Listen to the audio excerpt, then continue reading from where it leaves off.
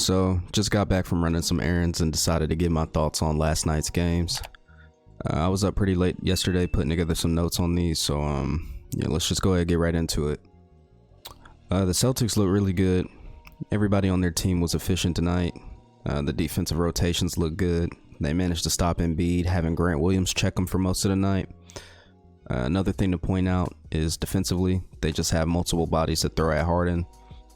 When Harden doesn't get going, Tyrese Maxey will. Noah Vonleh played really well for the minutes that he had with the Celtics. Same with Blake Griffin. Solid on the boards. Interesting enough, the other body they threw at Embiid, though he didn't make any three-pointers, Malcolm Brogdon managed to shoot 7 for 11 and score 16 points on 24 minutes. He also notched 2 steals, 4 rebounds, and 4 assists, which is very solid for a rotational player in limited minutes specifically. If you're going to get that kind of efficiency out of your guards, you're just going to win a lot of basketball games, especially with the level of defense they were playing last night. I'm also starting off with defense just because they managed to do this, holding off one of the best potential offensive teams in the league without Robert Williams. Going into offense, I'm not going to talk about them a lot just because Jaylen Brown and Jason Tatum dropped 35 apiece on good efficiency. That's the ideal scenario for Celtics fans.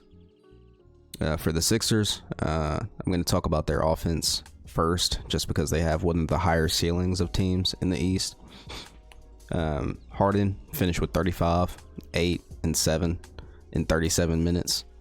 As long as he keeps being aggressive, he'll get to the line like he did tonight, where he was 10 for 10, and keep being an animal in this system.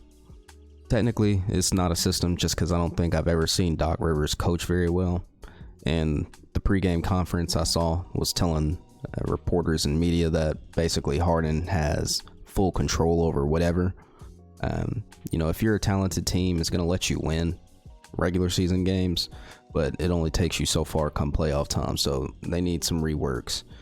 Embiid, 26 points, 15 rebounds, 5 assists, 1 block. He did shoot 50%, and the shots he did make were very tough. I do believe the Celtics had him in jail, though. There was a strong lack of ball movement. When I watched the game, I noticed they were doing the same 2 sets. It was either like a high pick and roll between Harden and Embiid, or Maxey and Embiid, or Maxey and Griffin sometimes. And then they ran a guard big double screen for Harden, where Embiid sat at like middle high post. These were efficient when all 3 of them were on the floor, but the Celtics defense is good, so they know when to close in and close out on different shooters and double team Embiid, things of that nature. But I just know when closing in on Embiid, the supporting cast, was not very well, or did not play very well. Biggest question about the Sixers: depth. They have pieces that can shoot the basketball. It's more a matter of, are they going to get the ball in their hands? No one outside of PJ Tucker on that bench had more than 5 attempts and less than 10 points. Even PJ Tucker had less than 10 points. PJ Tucker played very good defense, by the way.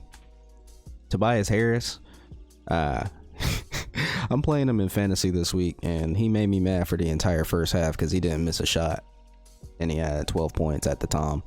But the second half, my prayers were answered because he ended up going 1 for 7 and only finishing with 18 points.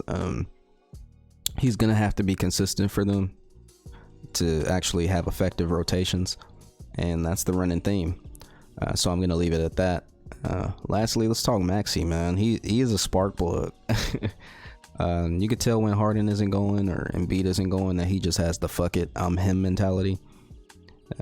I believe we should be having these discussions about Tobias rather than Maxey, because he's your vet. But every time he gets the ball, it just looks like he's in win now, or we need a basket mode, which is kind of crazy. In short, Sixers look good, but they need a different offense to get the supporting cast going. Let's go ahead and get into the second game of the day. Lakers played the Warriors on their ring night ceremony. You could tell there was a little tension from the Poole and Green situation, but I felt like once the ring night ceremony started, all that was behind them. I'll start with the Warriors because they're my front runners to come out the Western Conference again this year.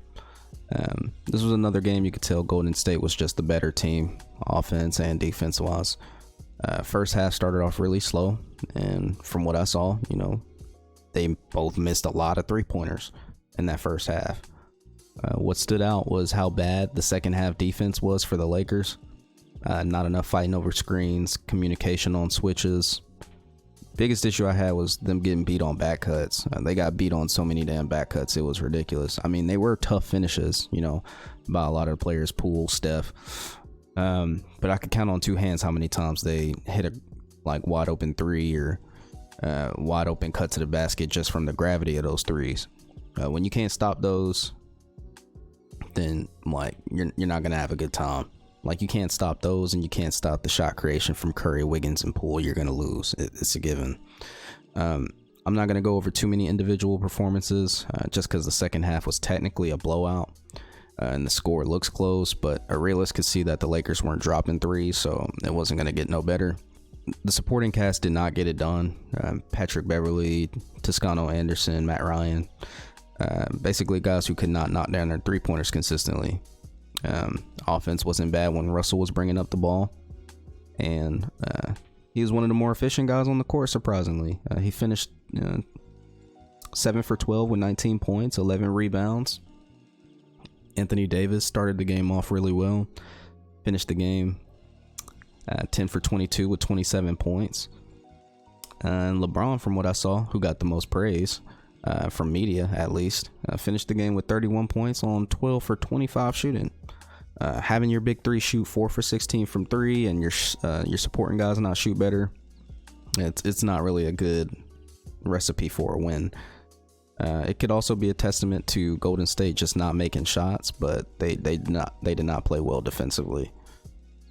Near the end of the game, the Lakers kind of just had that it is what it is mentality, which was kind of odd because they were within 10 points for the majority of the second half, and the offense didn't look bad, but they just had missed shots, and shot selection was questionable at times. I do not like the fact that the Lakers have Patrick Beverley attempting to create his own shots. Get some offense going. If AD is in the game, give the ball to AD. If LeBron's in the game, fucking let LeBron run the rock, or Westbrook run the rock. Patrick Beverley should not be creating your offense. He's fucking Damian Lillard, let's be real.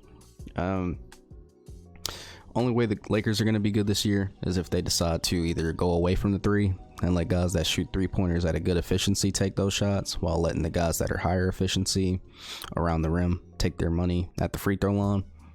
That's the only way I could see them being good offensively. But I could see them being a very good defensive team when Thomas Bryant comes back. They need a rim protector. But yeah, that's all I got for today. If you haven't, make sure you subscribe to the channel, drop a like on the video. I'll be back tomorrow for a recap on some of the other games. If y'all want me to recap a specific game tonight, y'all let me know in the comments. Peace.